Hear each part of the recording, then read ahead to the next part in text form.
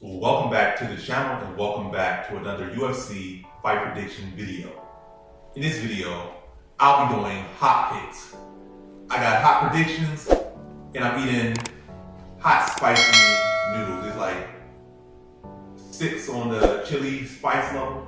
So yeah, I'm trying something new.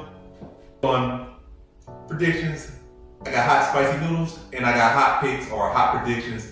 And in this edition of hot picks, I'm doing UFC Fight Night, Rozenstruik versus Gaziev, and we're just gonna get into it. But let me actually put the spice in the noodles and stir it up in there. And also I have a cameraman in the future so that they can, again, help with the quality of that. But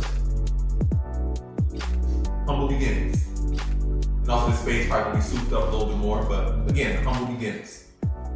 So yeah, we're doing Rozenstruik versus Gaziev. Before each pick, I'm gonna eat a spoonful of noodles, and I'm gonna try to get these picks to you hot and quick, like Little Caesars, pretty much. Now I'm gonna start from the top to the bottom instead of from the bottom to the top, because you want to hear the more key predictions earlier on instead of me crying my eyes out by the time you get to the prediction you want to hear. So I'm gonna start from the top to the bottom. Main event. So we're doing UFC Fight Night, Rozenstruik versus Gaziev. Full card prediction, all the way through it. Quick and hot and quick. And the first one we started with the main event, we had in the heavyweight division, we got Rozenstruik versus Shamil Gaziev. And before I get into it again, I'm gonna take a spoonful of the noodles, or let me see what I can do. Is it gonna twist? Nah, I'm not that good with it. So that's the thing. We didn't get already. It's terrible video. 10 minutes of me trying to get some noodles on a spoon. Not bad, not bad. Alright. And how I feel about this one right here, I'm going average confidence. Shamil Gaziev would beat Rozenstruik. Rozenstruik hasn't beat really any wrestlers. Overeem tried to wrestle him some bit, but ultimately Overeem was knocked out, and Overeem was having great success. But outside of Overeem, he hasn't really beat an actual pure wrestler, so I don't feel like his track record is all that good. But also Shamil Gaziev, this is a big step up for fighting the guy that's even top 15, to fight a guy who was really close to, fighting, he was fighting some real guns or whatnot. This was a big step up for Shamil Gaziev, and a test that Rozenstruik hasn't had. So I'm gonna leave it to Shamil Gaziev. I feel like Rozenstruik hasn't really addressed the wrestling yet. And I'm gonna leave it to Shamil Gaziev, but again, not high confidence, because again, Shamil Gaziev, this is a huge step for him, and there's a lot of questions about him. But I feel ultimately he's gonna get a wrestle up Rozenstruik and get a third, I'm gonna say second round because he don't have the best cardio, so I think we need to get him out of there early, or it's gonna be concerning. I'm gonna go second round submission, not TKO, second round submission for Shamil Gaziev. Take him down, pound him out, for 1 round, second round, pound him out, then get the submission in the second round. So in this one, I have Shamil Gaziev via second round submission. Now to our next one, we have in our co-main event, we have in the light heavyweight division, we got Petrino versus Pedro. And how I feel about this one right here is I'm going average confidence. Petrino to beat Tyson Pedro, so average confidence. Petrino to beat Shamil, to beat Tyson Pedro. And while I'm going average confidence here, I thought Petrino still, this is a big test for Petrino. And Tyson Pedro was tough and talented, but I feel to this point, he has had enough fights and he has shown an inability to win a fight beyond the first round. He's a good first round guy, but beyond the first round against anyone decent, or really even in the UFC, he has not beaten anyone beyond the first round. And I think Petrino, at the very least, in my opinion, he's a better fighter, but at the very, very least, he's good enough to extend Tyson Pedro out of the first round. And I think he's be able to extend him and beat him. And I think typically when people do maybe have rough rounds with Pedro, they tend to submit him in the next round or in that same round, like OSP submitted him. Nah, who else submitted? So OSP, it's like 1 submission. It might be 2 submissions, but it's at least 1 submission loss on him. I think OSP submitted him. Not even Petrino is going to submit him. I didn't eat my noodles. Let me eat my noodles in my prediction, but doing a little bit backward, but the first time I'm doing it.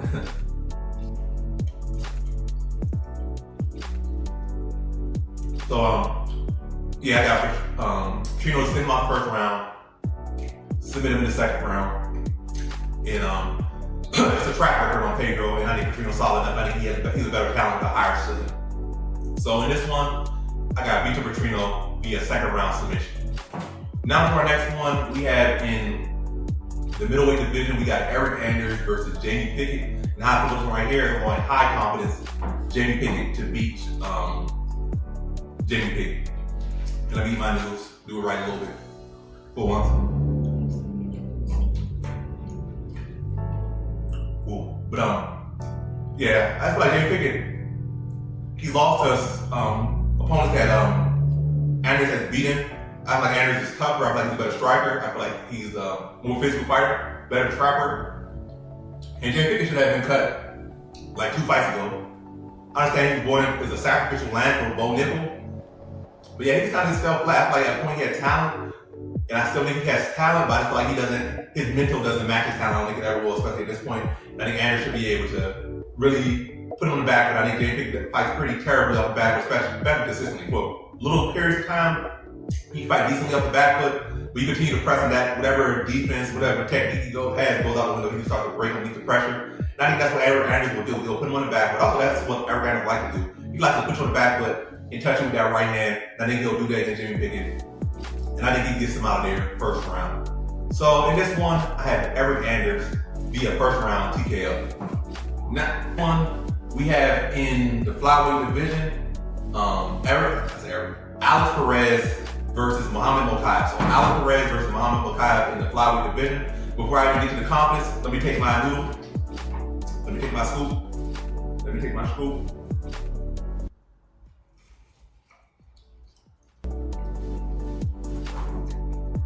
And high button right here is I'm going Muhammad Mokaev, high confidence to beat Alex Perez. Originally this was gonna be locked confidence, but I saw that Alex Perez is only 31. I was like, so what else was I gonna say? But yeah, high confidence. Yeah, originally gonna go high confidence Mokaev, but I went to lock. I mean, I was originally gonna go lock, but that's what the high because Perez is only 31. He's a solid fighter, but ultimately, what it matters, don't matter about the confidence too much, is Perez has been inactive. He took off 2 years, fought, lost, took off 2 more years, came back, lost. I think like 5 of his losses, but like the majority of his losses, probably like only one of the losses, matter of fact, his only TKO loss is to Joseph Benavidez. His other losses are all submission.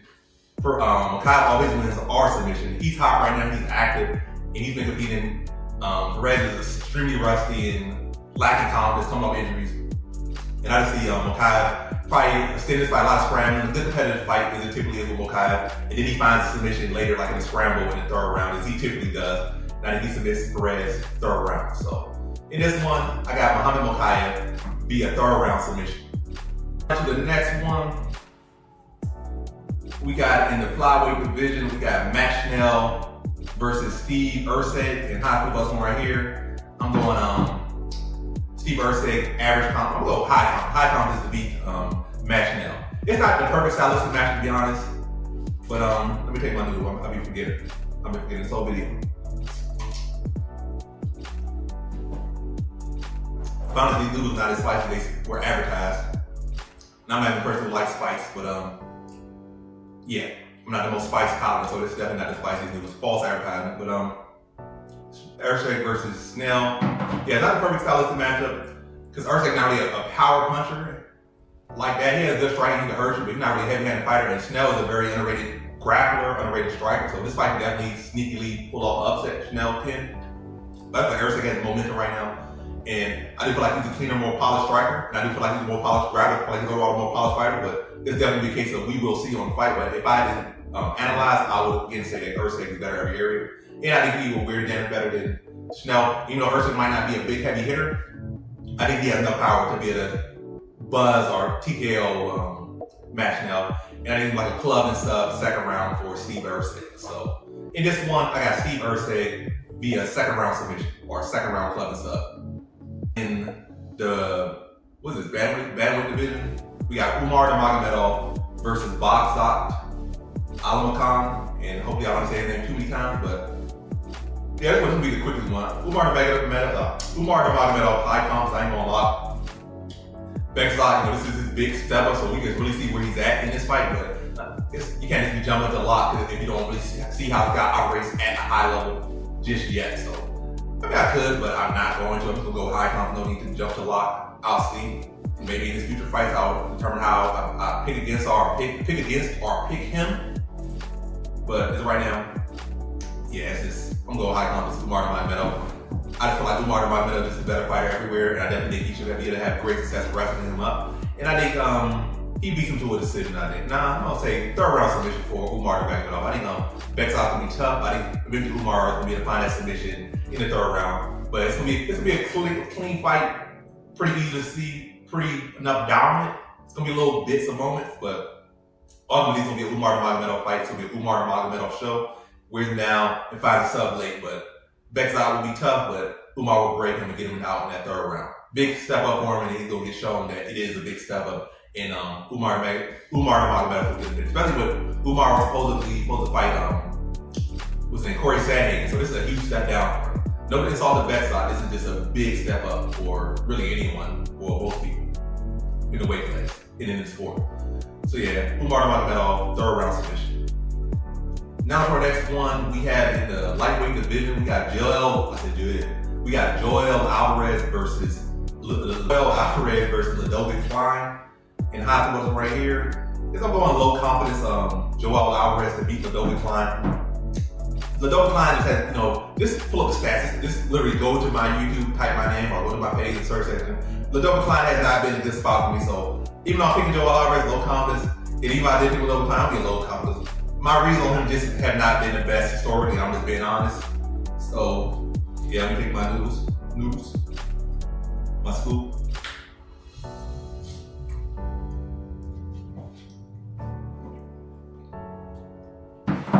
I ain't bring a paper towel, I broke paper towel.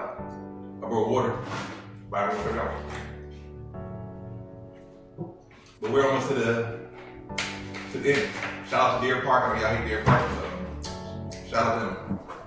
But back to the prediction. Joel Alvarez low confidence. Don't got good reads on Ladovik Klein. But I predicted this jump to the point. Ladovik Klein, when you pick him, he struggles with lengthy guys. We don't pick him, he comes through against lengthy guys. But ultimately, I feel like Joel Alvarez is going to press him, touch him, use that length, use that size, kind of how he did against Thiago Moises. But this time, we're going to force Ladovik Klein to shoot ugly shots. I think he's going to stop on his patented guillotine. I think he gets Ladovik Klein out. I'm going to say second round submission. So second round submission. So let me see. So for this one, my prediction is Joel Alvarez via second round submission. Now for our next prediction. Yeah, I'm definitely feeling very amateur right now. Trying to do different things, and I'm feeling very different. Next one we got in the bantamweight division, we got Vinicius Oliveira versus Ghemmouri. And high to what's right here is I'm going Vinicius Oliveira, average confidence to beat Ghemmouri. And let me take my scoop.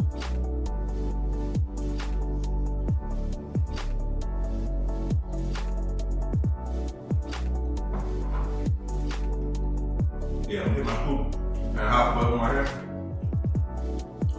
Yeah, average confidence. Average confidence. Vinicius Oliveira to beat Ghemmouri. And average confidence. I feel like Ghemmouri is a solid fighter. I feel like he's kind of in that category where he has talent, he has skills, he's well rounded. He can show his parents a progress report like, my kid is good everywhere. His teachers be proud of him. But I feel like at the UFC level, I feel like he's kind of guy that has the skills and the talent. I mean, he has the skills. And he has all the stuff you need for the most part, but he's kind of lacking the talent department. He's lacking an edge. That's what it is. He's lacking an edge. He's not a spectacular submission artist. He's not a spectacular striker. He's not had this amazing power or this amazing size. He's lacking what makes you special. What can differentiate you. That these other guys have. It's not like he has great luck. It's like nothing about him is exactly special. That's what he is. Maybe a little small bit, but not enough to get him over. Not like Vinicius Oliveira just want to. No, it's gonna be a good competitive fight. I just feel like Vinicius Oliveira, it's just gonna be able to land the harder shots. Maybe Ghemmouri might land more shots, but Vinicius Oliveira probably pressing more, landing the heavier shots. Might fade a little bit late, but again, Ghemmouri is not gonna have that to be able to fully take advantage of that and potentially get a late stoppage to win the fight, or bring a big enough rally that maybe at the end of the second round and then at point to the start of the third round to end the fight for him. Probably the case that at best he's gonna have a good third round rally. Again, that's just not gonna be enough. And Vinicius Oliveira is going to ultimately just win by pressure and power shots. So in this one, I got Vinicius Oliveira via first round Not first round. It's not even finished. So in this one, I got Vinicius Oliveira via decision. So in this one, Vinicius Oliveira via decision. Yeah. Now to the next one, we have in the bantamweight division, we got Gaziev Submission versus Zahabi. And before I get to my confidence, one more scoop. Well, no, not one more. Still a couple more picks left. So it's a lot of news left. I'm not going to eat all this, to be honest. It's just for the video.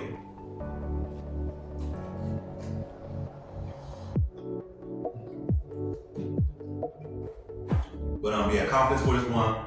I'm going Gaziev Submission, average confidence to beat Zahabi. And I know a lot of people are like, this is my lock of the night, this is my high confidence of the night or whatnot. But for me, just average. Zahabi is one of those fighters, like, don't try to read him too much.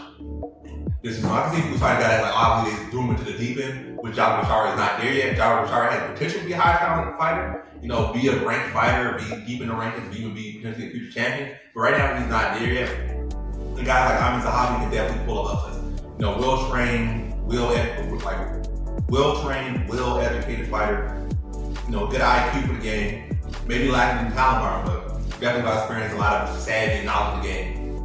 He can pull off upsets and, you know, surprise people. Like, you know, he has a good chance to pull off a minor upset, but I definitely think Gaziev Submission is, you know, a good pick here. But I have my concerns there, but ultimately I feel Gaziev Submission is the better overall fighter here. And should be able to beat Zahabi everywhere, especially if the fight career is on. I think he gets his groove a little bit more. But I see this one going to decision. Clean fight. I mean, clean, close, competitive fight. But you know, down the stretch, I think Fareed Basharat starts at second. Let me make sure I'm saying his name, not his brother's name. Gaziev Basharat. I'm gonna say Fareed. Hopefully I say Fareed again, but if you don't, you know, it's Gaziev Basharat. The other brother, the younger brother is Fareed. This is Gaziev Basharat. And I think low-key, I think Fareed is the more talented brother. When I'm starting looking at their resume already, it's starting to shift up. But we'll see how they kind of progress. But right now, I feel like Fareed low-key, high-key is the more talented brother. Even though Gaziev got the spotlight a little bit earlier as far as UFC goes. But a little bit early. I think they put on the same card, Continue Series episode. They both won. But I feel like people were gravitating to Gaziev more early. And they probably still are. But me personally, I'm leaning more Fareed. But yeah, I think he's a better overall fighter. That's as simple as I can say. So in this one, I got Gaziev Basharat via decision. Now to our next one, we have in the lightweight division, we got Radzhabov versus Selwady. And how I feel about this one right here is I'm going Selwady, low confidence to beat Radzhabov. Radzhabov, for me, you might have forget him. The whole video, forget it.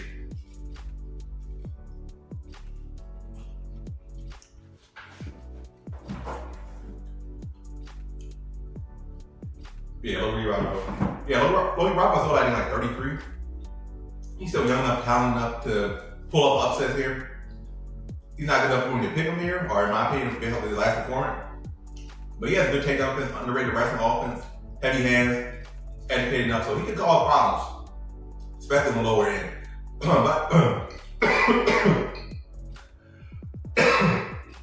I think Selwady has better footwork. He gets more clean, polished striking of the two, but definitely lacking as far as experience and level of competition between the two. But I say it goes to a competitive decision. I think Selwady's going to do better to hit and not be hit, land more value, and that's going to be the difference maker here. Whereas Radzhabov will be looking for the big hit, like one hit quitters. And it's going to be easy. It's going to be easy to see that, defend that, and get out of the way of it mostly as much as he needs to. He's definitely going to get hit in the fight. Selwady will, but he'll be able to avoid most shots. His shots will be cleaner, sharper, and he won't be able to see them as much, won't be able to evade as much. So the cleaner, more economical, more crisp, shorter, straighter shots is going to win the fight and win the decision for Selwady. So in this one, I have Selwady via decision. Now into our final prediction, the first fight on the card, we started from the top. Well, I started from the top to the bottom, and this is the bottom, so we started from the top, now we at the bottom. And hopefully that's not the direction the channel goes, but we just trying to go from the bottom to the top. But yeah, final fight we have in the middleweight division. We got Christian. Yeah, this channel going to the dunks. Butchering names the whole video, but Christian Leroy Duncan versus Claudio Riberio. So Christian Duncan versus Pedro Riberio in the middleweight division. Before I get to the confidence level of this one, let me take a scoop. So the video decided to cut off on the very last prediction, so I'll just do it again.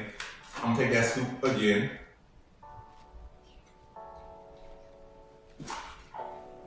So I'll put up this one right here between Christian Duncan versus Pedro Riberio. I'm going to average confidence Christian Duncan to beat Pedro Riberio. I just feel like Christian Duncan, this is a fight where he should thrive. He's a more technical striker. He's a bigger, natural middleweight. Pedro Riberio came up from welterweight. Still a big boy, but he came from welterweight.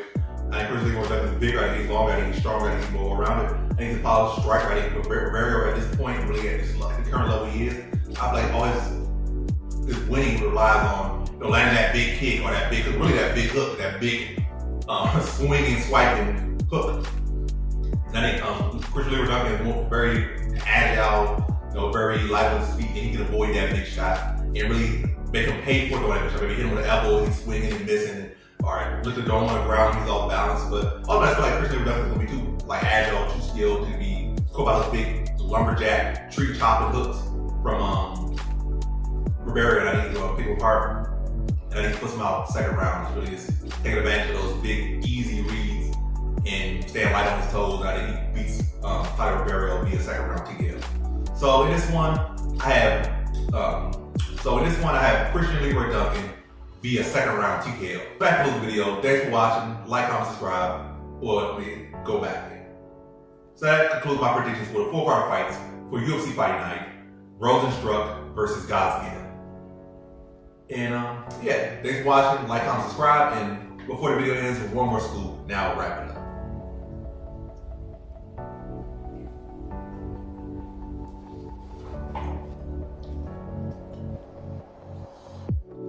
And that's the video.